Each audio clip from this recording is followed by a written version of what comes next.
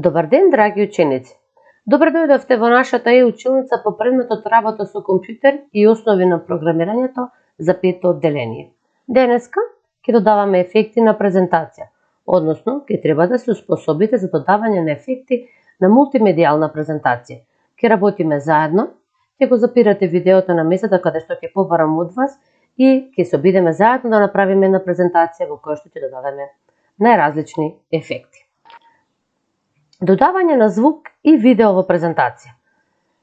Тоа можеме да го направиме со избор на алатката Insert од менито за алатки, во кое што можеме да додадеме видео во презентацијата со избор на алатката Move и во која што можеме да додадеме видеоклипови кои што се наоѓаат онлайн, но и клипови кои што се зачувани на мемориските уреди на компјутерот, а исто така можеме да додадеме и звук во презентацијата. При додавање на звук во презентацијата имаме избор да додадеме звучен файл кој што се наоѓа на компјутерот или пак да снимиме звучен файл преку апликациите на компјутерот. Ќе ве замолам да го запрете видеото, да направите една презентација со 3 слайда во кое што ќе внесете по едно видео во самиот слайд и по еден звучен файл во секој слайд. Одлично, се надевам дека сите успеавте да направите презентација со 3 слайда во кој што додадовте видео и звук и ќе продолжиме понатаму со доуредување на вашите слайдови, односно на презентацијата. Визуелни и звучни ефекти во презентацијата. Во презентацијата може да се воспостават звучни и визуелни ефекти. Визуелните ефекти може да бидат поставени како ефекти на премин помеѓу слайдовите, ефект на транзиција, значи преминот од еден слайд во друг слайд, ефекти на анимација, односно движење на објектите поставени на објект на слайдот и звучните ефекти најчесто се пропратени ефекти на видео ефектите. Ке започнеме со ефекти на транзиција, односно на премин на слайдовите од еден слайд во друг, кој што исто така можеме да го избереме од лентата со алатки во анимации и имаме ефекти на премин или транзиција, кој што ги има во огромен број и кој што можат да ги употребиме при изработка на презентацијата. Ефектите на премин или транзиција се визуелни ефекти кои што се појавуваат при премин од еден на друг слайд. Овие ефекти овозможуваат сигнализирање на корисниците на презентацијата дека ќе бидат прикажани нови информации, односно нов слайд.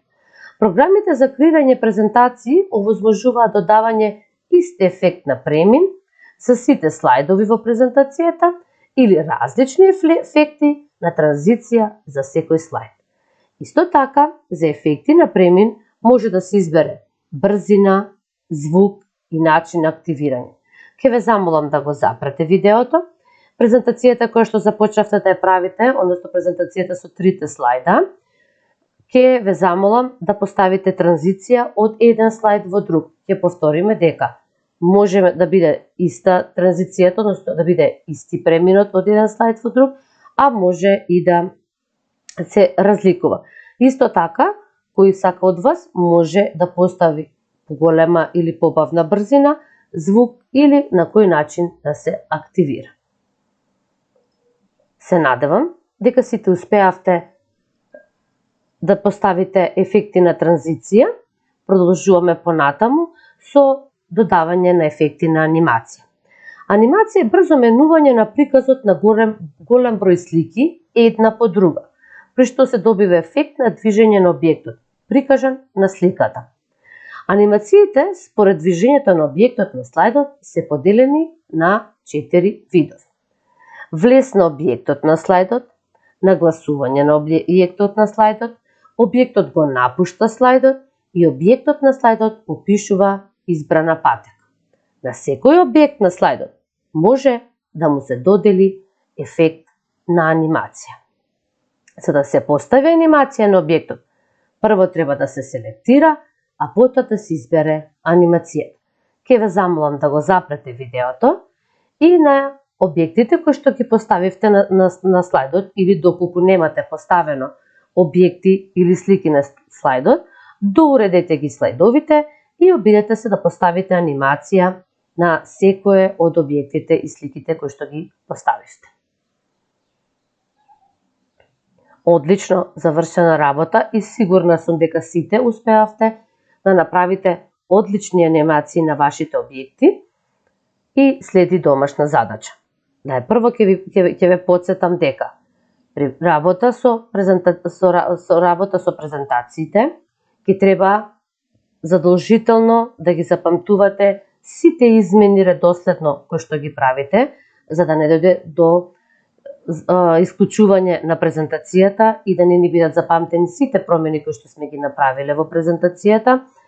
Презентацијата треба да ја поставите име, како ќе биде за да биде лесно пронаоѓањето на презентацијата и да ја одредите локацијата каде ќе биде зачувана презентацијата.